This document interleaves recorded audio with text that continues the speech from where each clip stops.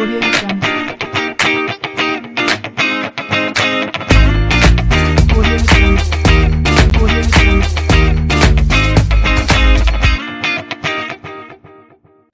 Hello, नमस्ते, सत श्री अकाल, आदाब, राम राम साਰਿਆਂ ने।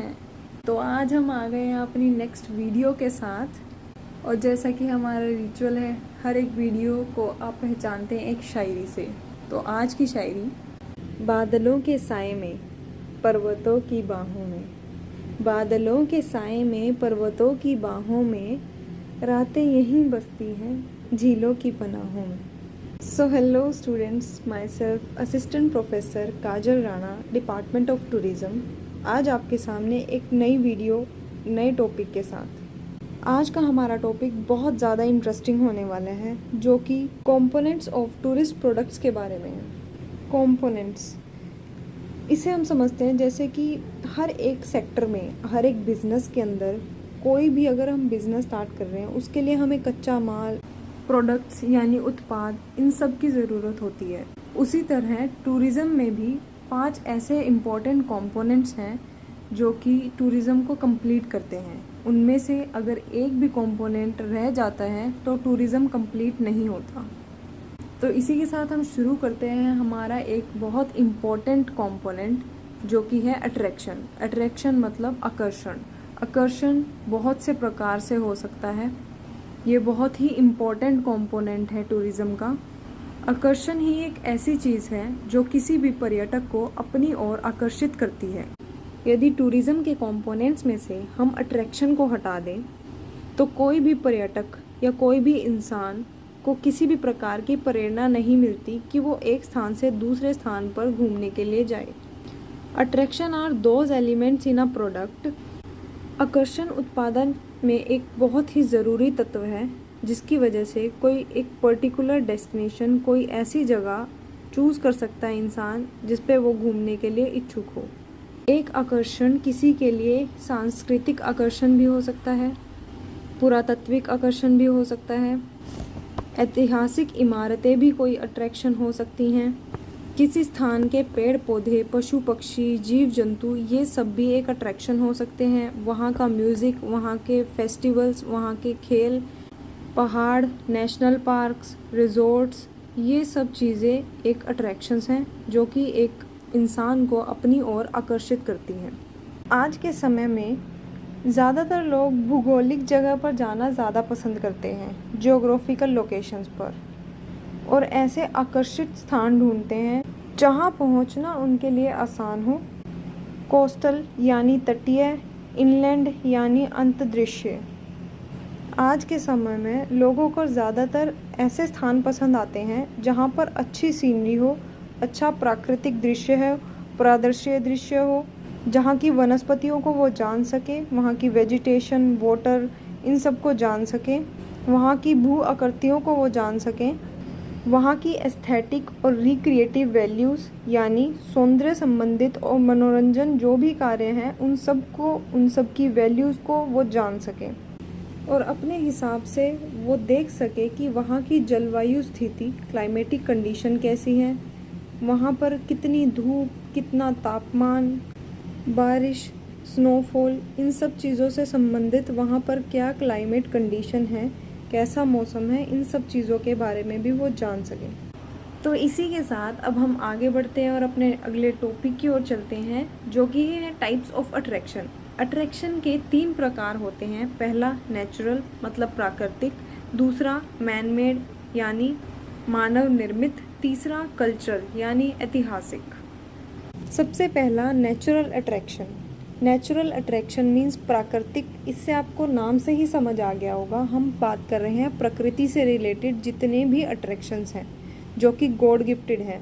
गॉड गिफ्टेड जैसे टेम्परेचर यानी तापमान, बारिश, स्नोफॉल, धूप की किरणें, ये सब क्लाइमेट से रिलेटेड है, मतलब जलवायु से संबंधित है। दूसरा नेचुरल ब्यूटी से संबंधित बात करें तो भू आकृतियाँ, पहाड़ी, घाटियाँ, इलाके, ये संबंधित हैं। तीसरा अगर हम बात करें पानी से रिलेटेड, पानी से संबंधित, तो उसमें लेक्स, हमारे तालाब, हमारी नदियाँ, हमारे झरने, ये सब चीज़ें संबंधित हैं। फिर हमारा फ्लोरा फना यानी पशु पक्षी, पेड़ पौधे, ये सब। वाइल्ड लाइफ यानी वन्य जीव, आइलैंड्स यानी द्वीप, बीचेस यानी समुद्र के तट, और सीनिक अट्रैक्शंस यानी सुंदर आकर्षित दृश्य। ये सब चीज़ें नेचुरल अट्रैक्शन के अंदर आती हैं।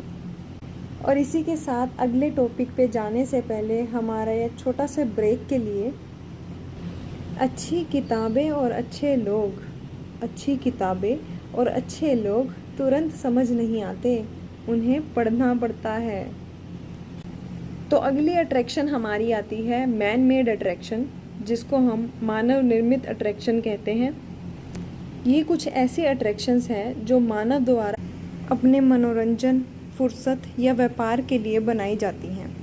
जिनमें से कुछ हैं जैसे म्यूज़ियम, संग्रहालय, पार्क और gardens, theme park, amusement park यानी मनोरंजन के लिए बनाए गए पार्क्स, केव्स यानी गुफाएं, सिनेमा, थिएटर्स, क्यूजीन यानी भोजन, खान पान और नाइट लाइफ। आगे अगर हम बात करें कि कल्चर, ट्रेडिशन, एंटरटेनमेंट या बिजनेस, ये सब चीज़ें भी एक मानव निर्मित अट्रैक्शंस हैं, जिसमें पहला है कल्चर यानी हमारी सांस्कृतिक अट्रैक्शंस। इनमें सबसे पहले आता है हमारा आर्कियोलॉजिकल इंटरेस्ट यानी पुरातात्विक विभाग। दूसरा हमारे हिस्टोरिक बिल्डिंग्स यानी ऐतिहासिक इमारतें, हमारे मोन्यूमेंट्स। तीसरा हमारा संग्रहालय, हमारी गैलरीज, हमारा एजुकेशन सिस्टम, हमारे रिलीजियस इंस्टीट्यूशन यानी धार्मिक स्थान। किसी भी स्थान की संस्कृति, वहाँ पर रहने वाले लोगों के चरित्र, वहाँ की विविधता, देश की विविधता, इन सब चीज़ों को दर्शाती है। कल्चर को अच्छे से समझने के लिए इसमें एक बहुत ही अच्छी बात लिखी है जो कि गैरिसन केलर ने लिखी है। उनके हिसाब से 1995 में वाइट हाउस में एक कॉन्फ्रेंस हुई थी ट्रैवल एंड टूरिज़्म के ऊपर, जिसमें उन्होंने बताया हमें कल्चर को समझने की ज़रूरत है। कल्चरल टूरिज़्म होता क्या है? कोई भी इंसान अमेरिका आता है, वो हमारे एयरपोर्ट्स को नहीं देखता।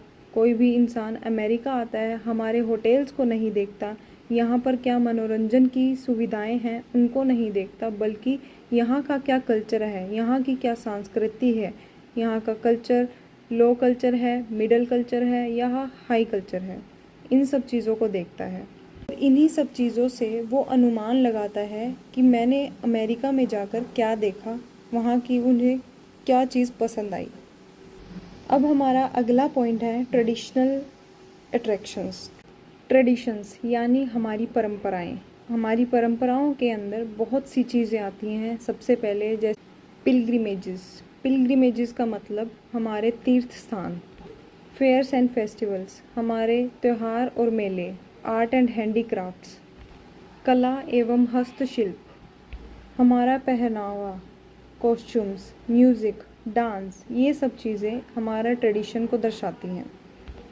पिलग्रिमेज को पुराने समय में यात्रा के लिए इस्तेमाल किया जाता था। कभी कभी ये यात्रा एक इंसान किसी पवित्र स्थान पर अपनी आस्था के लिए करता था और आज भी करता है। और इसी यात्रा को शुरू करने वाले इंसान को पिलग्रिम कहते हैं। इसके अनुसार लोगों का बहुत बड़ा झुंड किसी पवित्र स्थान पर अपनी आस्था के लिए घूमने जाता है। ऐसी प्रथाएं दुनिया में हर जगह पर होती हैं। जैसे अगर हम क्रिश्चियन धर्म यानी ईसाई धर्म की बात करें, जेरूसलम जो कि उनका एक पवित्र स्थान है, वहाँ पर अपनी आस्था से जाते हैं। इसी तरीके से मुस्लिम धर्म में भी लोग मक्का घूमने के लिए जाते हैं। मक्का उनका एक पवित्र स्थान है। भारत में ऐसे बहुत से स्थान हैं जहाँ पर पिलग्रिमें अपने अलग अलग स्थानों पर, रिलीजियस प्लेस पर पूरी दुनिया में घूमने के लिए जाते हैं। आज के समय में भी अगर हम पूरे देश की बात करें तो सबसे ज़्यादा कला और शिल्प हमें भारत में ही देखने को मिलता है। और एक पर्यटक को भी वो स्थान बहुत पसंद आते हैं जहाँ पर बहुत अच्छी रचनाएं और कलाएं देखने को मिलती हैं। तो इसी के साथ अब हम आगे चलते हैं अपनी नई मैन मेड अट्रैक्शन की ओर, जो कि है एंटरटेनमेंट। एंटरटेनमेंट के लिए हमने खेल कूद के आयोजन वो किए जाते हैं। मनोरंजन रिक्रिएशनल पार्क्स बनाए जाते हैं। ज़ू हो गया, ओशियन एक्वेरियम हो गया, सिनेमा, थिएटर, क्यूजीन, खान पान, नाइट लाइफ, ये सब चीज़ें एंटरटेनमेंट यानी मनोरंजन के अंदर आते हैं। अब हम अगर मनोरंजन की बात करें तो ये कहीं ख़त्म नहीं होने वाली, तो इसी वजह से हमने कुछ एग्जांपल्स दिए हैं just for your understanding, for your information, जो कि कुछ ऐसे अम्यूज़मेंट पार्क, रिक्रिएशनल पार्क बनाए गए हैं, जैसे डिज्नीलैंड हो गया यूके के अंदर, यूनाइटेड स्टेट्स के अंदर, हांगकांग, पेरिस, सिंगापुर, यहाँ पर बहुत अच्छे थीम पार्क्स बनाए गए हैं जो कि किसी पर्टिकुलर थीम के ऊपर बनाए जाते हैं। काफ़ी सारी कंट्रीज़ के अंदर, जैसे अपूघर हो गया, फन एंड फूड विलेजेस हो गए दिल्ली के अंदर, ये सब चीज़ें अलग अलग एंटरटेनमेंट सोर्स के लिए बनाई गई हैं।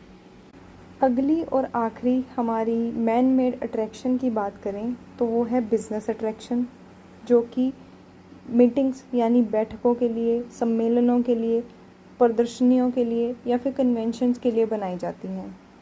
यहाँ पर एक इंसान दूसरे स्थान पर अपने कार्य की वजह से घूमने के लिए जाता है। इसे भी हम एक टूरिस्ट एक्टिविटी से जोड़ सकते हैं। वो कैसे? हम इसे एक एग्जाम्पल से समझते हैं। फॉर एग्ज़ाम्पल, आप कहीं पर भी अपनी मीटिंग के लिए जाते हो। मीटिंग आपकी ज़्यादा से ज़्यादा 2 घंटे, 3 घंटे या 4 घंटे के लिए मीटिंग हुई आपकी। उसके बाद आप आसपास के डेस्टिनेशन, जो वहाँ पर फेमस डेस्टिनेशंस हैं, वहाँ घूमने के लिए जाते हैं। आसपास की जगहों को घूमते हैं, जो कि टूरिज़्म से ही संबंधित है। आज के समय में बिजनेस टूरिज़्म हमारे इकॉनमी और हमारे डेवलपमेंट में बहुत ज़्यादा सहायक है। इसका सबसे बड़ा एग्जाम्पल आप ले सकते हैं G20 की बैठक। इसमें दूसरे देशों के मंत्रिमंडल यहाँ पर एक बहुत ही ज़रूरी बैठक के लिए आए हैं। जैसा आप सबको पता है, ये बैठक दिल्ली में ऑर्गेनाइज़ की गई है और बाहर से आए हुए मंत्री, बाहर से आए लोग हमारे कल्चर, हमारी सभ्यता को जानने के लिए दिल्ली के आसपास के इलाकों में जितनी भी फेमस अट्रैक्शंस हैं, उन्हें घूमने के लिए जा रहे हैं। इससे हमारा टूरिज़्म, हमारा कल्चर और ज़्यादा प्रमोट होता है और बिजनेस टूरिज़्म में बढ़ावा मिलता है। तो इसी के साथ हमारी मेन अट्रैक्शन टॉपिक कंप्लीट हो चुका है। अब हम बात करेंगे attraction is important for tourism. वो कैसे? पहला, they draw visitors. Tourist attractions, आकर्षण एक सबसे बड़ा कारण है किसी भी टूरिस्ट को उस जगह पर, उस डेस्टिनेशन पर घुमाने के लिए। Second is they create job and generate revenue. कोई भी टूरिस्ट अट्रैक्शन वहाँ के लोकल पीपल को एम्प्लॉयमेंट यानी रोज़गार देने में बहुत ज़्यादा मदद करती है। फॉर एग्ज़ाम्पल, लोकल पीपल वहाँ पर छोटी छोटी दुकानें लगाते हैं। किसी भी अट्रैक्शन घूमने के लिए लोकल फ़ीस होती है, एंट्रेंस फ़ीस होती है। वहाँ का कल्चर बढ़ता है तो वहाँ की आर्ट एंड क्राफ्ट भी बढ़ती है। इसी तरह से हमारी आय का उत्पादन होता है। और अगला पॉइंट है, दे प्रोमोट कल्चरल एक्सचेंज। कोई भी टूरिस्ट अट्रैक्शन हमारे कल्चर को, हमारी सभ्यता को, वहाँ का क्या इतिहास रहा है, वहाँ पर लोग कैसे रहते हैं, उनका रहन सहन, खान पान, ये सब चीज़ें हमारे कल्चर को एक्सचेंज करती हैं और हमारे कल्चर को प्रमोट करती हैं, जिससे जो भी विजिटर, जो भी टूरिस्ट यहाँ पर घूमने के लिए आ रहा है, वो हमारे लोकल्स को समझता है और उनके बीच का रिलेशन बहुत अच्छा होता है। आज के टाइम पे सबसे बड़ा एग्जाम्पल हम वृंदावन का लेते हैं। वृंदावन में बहुत से ऐसे टूरिस्ट हैं, दूसरे देश से आए हैं, यहाँ पर हमारी सभ्यता के अंदर घुल मिल गए हैं और उसको और ज़्यादा प्रमोट करने में हमारी मदद कर रहे हैं। फोर्थ पॉइंट है, they contribute to destination branding. अब कोई अट्रैक्शन हमारी डेस्टिनेशन के ब्रांड को भी बढ़ाने में हमारी मदद करती है। कैसे? फॉर एग्ज़ाम्पल, आज के टाइम पे GI टैग आपने सुना होगा, geographical indication tag. GI tag किसी भी स्टेट के बहुत ही ज़्यादा जो पॉपुलर प्रोडक्ट्स होते हैं, जैसे for example Kashmiri saffron, Kashmiri केसर, तो दूर दूर से लोग यहाँ की केसर को ख़रीदने के लिए आते हैं। इसी के साथ हमारा last point, they support infrastructure development. अब किसी भी जगह पर कोई अट्रैक्शन बना रहे हैं, उसके लिए इन्वेस्टमेंट भी चाहिए, इन्वेस्टमेंट फॉर द इंफ्रास्ट्रक्चर। वहाँ पर रहने की सुविधाएं, वहाँ पर जाने की सुविधाएं, ट्रांसपोर्टेशन का खर्चा, वहाँ पर बिल्डिंग बनाने का खर्चा, वहाँ पर टूरिज़्म रिलेटेड जितनी भी सर्विसेज होती हैं उनका खर्चा, ताकि टूरिस्ट घूमने के लिए यहाँ पर आ रहे हैं उनको किसी भी प्रकार से कोई भी प्रॉब्लम ना आए, और इसी की हेल्प से हमारा जो ओवरऑल डेवलपमेंट है, ओवरऑल क्वालिटी है हमारे डेस्टिनेशन की, वो भी बहुत ज़्यादा इम्प्रूव होती है।